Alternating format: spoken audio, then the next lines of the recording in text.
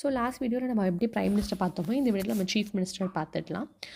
So chief மினிஸ்டரும் அதே மாதிரி தான் சேம். எந்த இடத்துலலாம் பிரசிடென்ட் வந்தோ அந்த இடத்துலலாம் கவர்னர் போடணும், எந்த இடத்துல பிரைம் மினிஸ்டர் வந்தோ அந்த இடத்துல வந்து சீஃப் மினிஸ்டர் நம்ம போடுவோம். பட் ஒரு சில சின்ன சின்ன சேஞ்சஸ் இருக்கும், அதை மட்டும் நம்ம பார்த்துடலாம். ஸோ பார்லிமெண்ட்ரி சிஸ்டம் ஆஃப் கவர்மெண்ட்டில் நம்மளுக்கு தெரியும், கவர்னர் வந்து ஒரு nominal executive authority which is de jure executive, and chief minister தான் வந்து ஒரு real executive authority, de facto executive அப்படின்றோம். ஸோ கவர்னர் வந்து head of the state, chief minister வந்து head of the government. So chief minister வந்து state லெவலில் and prime minister வந்து central லெவலில் வந்து கம்பேரிசனில் இருக்கும் அப்படின்றாங்க. So appointment of chief minister இந்த மாதிரி ஒரு ஸ்பெசிஃபிக் ப்ரொசீஜர் தான் செலெக்ஷன் அப்பாயின்மெண்ட்டுன்னு சொல்லி சீஃப் மினிஸ்டருக்கும் கிடையாது. ஸோ கவர்னர் வந்து சீஃப் மினிஸ்டர் அப்பாயிண்ட் பண்ணியிருக்கலாம். But it is not like அவரோட குட்வில்ல இருக்க, குட் டேர்ம்ஸில் இருக்க, குட் புக்கில் இருக்கவங்க மட்டும்தான் பண்ணணும் அப்படின்றது கிடையாது. Which means the party which has the majority, அந்த பார்ட்டியோட லீடரை தான் அவங்க சீஃப் மினிஸ்டராக கொடுக்கணும். இன்கேஸ் அந்த மாதிரி இல்லை அப்படின்னு சொன்னால் it follows the same thing. So leader of largest party இல்லைனா கோலிஷன் பண்ணி அதிலிருந்து அவங்க அப்பாயிண்ட் பண்ணுவாங்க. அப்பாயிண்ட் பண்ண பிறகு அவங்க வித்தின் 1 மந்தில் ஓட் ஆஃப் கான்ஃபிடென்ஸ் வந்து வாங்கணும் அப்படின்னு சொல்லியிருப்பாங்க. ஸோ இந்த மாதிரி கேசஸில் நம்ம வந்து யூனியனில் ஒன்று பார்த்துருந்தாலும் ஸ்டேட்டில் வந்து நம்ம ஒரு சில விஷயங்களை பார்க்க வேண்டியது இருக்கும். நம்ம இப்போ எப்படி அங்கே சொன்னோம், இப்போ ஃபார் எக்ஸாம்பிள் மெஜாரிட்டி பார்ட்டி லீடரில் பண்ண மெஜாரிட்டி கிடைக்கல அப்படின்னு சொன்னால், ஸோ வந்து லோக்சபாவில் ஒரு லீடர் தேர்ந்தெடுப்பாங்க. அவங்க வந்து லோக்சபா இந்த சென்ஸ் அது சென்ட்ரலில். ஸோ ஸ்டேட் லெஜிஸ்லேச்சர் ஒரு லீடரை வந்து தேர்ந்தெடுப்பாங்க. அவங்க வந்து கவர்னர் வந்து அப்பாயிண்ட் பண்ணணும் அப்படின்னு சொல்லியிருந்தா அது வந்து சரியாக வராது. ஸோ அதனால் வந்து என்ன சொல்லுவாங்க, ஃபஸ்ட்டு கவர்னர் அப்பாயிண்ட் பண்ணிவிட்டு அதுக்கு நெக்ஸ்ட் நீங்கள் வந்து மெஜாரிட்டியாக வாங்கணும் வித்தின் ரீசனபிள் பீரியடில் அப்படின்னு சொல்லியிருப்பாங்க. இது வந்து நம்ம முன்னாடி அந்த இதுலேயே பார்த்தோம், பிரைம் மினிஸ்டர்ஸ்லேயே பார்த்துருப்போம். நெக்ஸ்ட் இப்போ ஒரு மெம்பராக இருக்கணும் நம்ம சொல்லி பார்த்தோம். 2 ஹவுஸில் ஏதாவது ஒரு ஹவுஸில் மெம்பராக இருந்திருக்கணும். அப்படி மெம்பராக இல்லைன்னா அப்பாயிண்ட் பண்ணிட்ட பிறகு வித்தின் 6 மந்த்ஸில் அவங்க மெம்பராக ஆகிடணும். இது வந்து செகண்டாக பார்த்தோமா. ஸோ நெக்ஸ்ட்டு வந்து என்னென்னா இப்போது அந்த மாதிரி மெஜாரிட்டி இல்லை அப்படின்ற பட்சத்தில் என்னென்ன பண்ணலாம் governor, because governor is directly appointed by the centre. அப்போது இதோட இன்ஃப்ளூயன்ஸ் வந்து எப்படி இருக்கும், அதனால் இது ஸ்டேட்டை பெரிய அளவில் இம்பாக்ட் பண்ணிடக்கூடாதுன்றதுக்காக Sarkaria commission 1983 to 88 centre state relation மூலயமா ஒரு கமிஷனை ஃபார்ம் பண்ணாங்க. அதில் வந்து selection and appointment of the chief ministers பற்றி கேட்டப்போ அவங்க என்ன சொல்லியிருந்தாங்கன்னா, அதாவது காம்பினேஷன் 2 பார்ட்டிஸும் காம்பினேஷன் எது வைடஸ்ட்டு சப்போர்ட்டில் இருக்கோ அதை வந்து நீங்கள் அப்பாயிண்ட் பண்ணலாம், சீஃப் மினிஸ்டரை அப்பாயிண்ட் பண்ணலாம். அப்படி இல்லை அப்படின்னா கவர்னர் வந்து அவங்களுடைய வெறுப்புகளுக்கு ஏற்ற மாதிரி நம்ம சொல்கிறதெல்லாம் செய்கிற மாதிரி ஒருத்தரை இருக்கக்கூடாது அப்படின்னு சொல்லியிருந்தாங்க.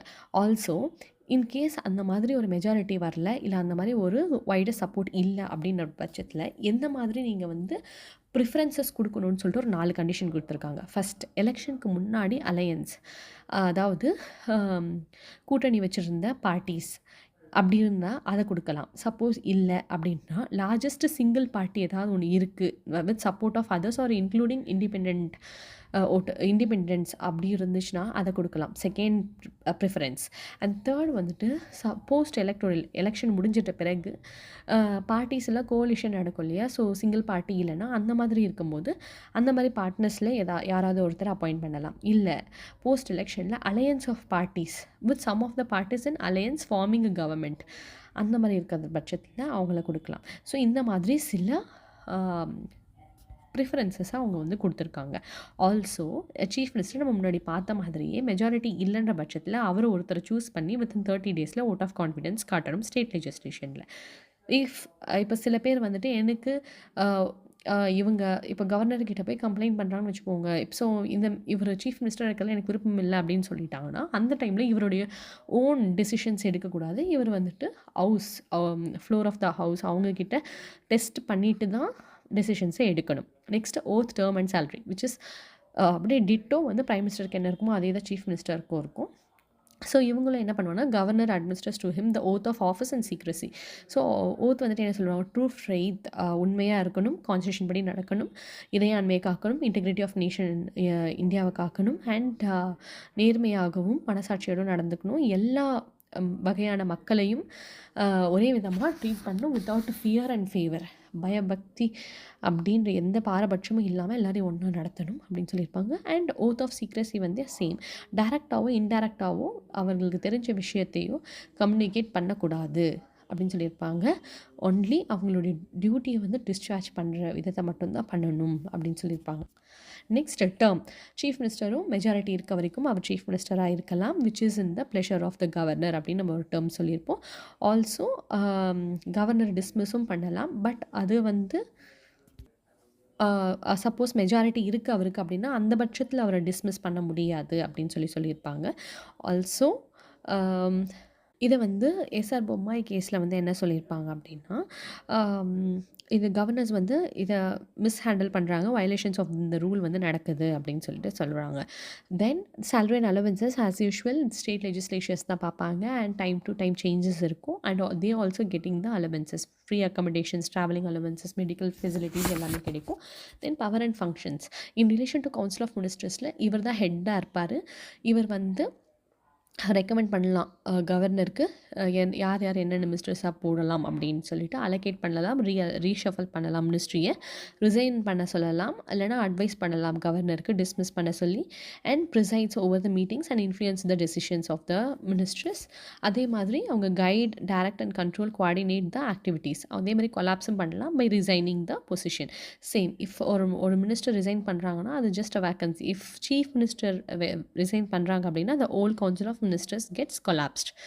Next in relation to the governor. So அப்படி பார்க்கும்போது கவர்னருக்கும் கவுன்சில் ஆஃப் மினிஸ்டருக்கும் ஒரு ப்ரைமரி சேனல் சீஃப் மினிஸ்டராக தான் இருப்பாங்க. சேம் கவர்னருக்கு ஒரு கம்யூனிகேட் பண்ணணும், ஒரு இன்ஃபர்மேஷன் ஃபர்னிஷ் பண்ணணும், இல்லை அவர் சொன்ன டெசிஷனை கன்சிடர் பண்ணணும் in front of the council of மினிஸ்டர்ஸ்க்குனா ஒரு ப்ரைம் மினிஸ்டர் தான் அதுக்கு ஒரு சேனலாக இருப்பாங்க. தென் அட்வைசஸ், அதாவது ஸ்டேட் லெவலில் வந்து advocate general, chairman, member of state public service commission, state election commissioners இவங்களெல்லாம் அப்பாயிண்ட் பண்ணுறதுக்கு அட்வைஸ் பண்ணுவாங்க. இன் ரிலேஷன் டு ஸ்டேட் லெஜிஸ்லேச்சர்னா கவர்னருக்கு அட்வைஸ் பண்ணுவாங்க எப்போ summon and prorogue the sessions அப்படின்னு சொல்லிட்டு. And also dissolution of legislative assembly அதையும் வந்துட்டு இவர் ரெக்கமெண்ட் பண்ணுவார். அண்ட் கவர்மெண்ட் பாலிசிஸையும் அந்த ஃப்ளோர் ஆஃப் ஹவுஸ் முன்னாடி அவங்க அனௌன்ஸ் பண்ணுவாங்க. இது தவிர்த்து அதர் பவர்ஸ் அண்ட் ஃபங்க்ஷன்ஸ் அப்படின்னு சொல்லி பார்த்தோன்னா அவர் தான் வந்து chairman of state planning board. நம்ம அங்கே எப்படி வந்து நித்தி ஆயோக் பார்த்தோமோ இங்கே அது மாதிரி ஸ்டேட் பிளானிங் போர்டு. அவருடைய வைஸ் சேர்மனாக வந்து கவுன்சில், ஜோனல் கவுன்சிலுக்கு வந்து இருப்பாங்க, பை ரொட்டேஷனாக இருப்பாங்க. ஜோனல் கவுன்சிலுக்கு சேர்மன் யாருன்னு பார்த்தா யூனியன் ஹோம் மினிஸ்டராக தான் சேர்மனாக இருப்பாங்க. ஸோ ஒரு ஸ்டேட் ஒரு டைம் வரும், அது 1 இயர் அப்படின்னு சொல்லியிருப்பாங்க. தென் அவர் வந்து member of interstate council and governing council of Niti ஆயோக்கு மெம்பராக இருந்திருப்பார். ரெண்டுத்துக்குமே வந்து பிரைம் மினிஸ்டர் தான் சேர்மனாக இருப்பாங்க. அண்ட் அவர் தான் வந்து ஸ்டேட்டில் ஒரு சீஃப் ஸ்போக்ஸ் பர்சனாக இருப்பாங்க. Then crisis manager in chief political லெவலில். தென் எல்லா மக்களையும் சமமாக பார்த்து பேசி அவங்களுடைய பிரச்சனைகளை தீர்க்கணும். அண்ட் இவர் தான் வந்து எந்த பார்ட்டி பவரில் இருக்கோ அதோடைய லீடராக இருப்பார். இவர் தான் பொலிட்டிக்கல் ஹெட். ஸோ இதெல்லாம் இருந்துச்சுனாலும் கவர்னரோட டிஸ்க்ரிஷன் பவர்ஸ்னால் இந்த பவர்ஸ் எல்லாம் ரொம்ப ரெடியூஸ் ஆகிருக்கு அப்படின்னு சொல்லிட்டு சொல்கிறாங்க. Then relationship with the governor. Article 163, we know that Council of Ministers headed by Chief Minister aid and advise the governor.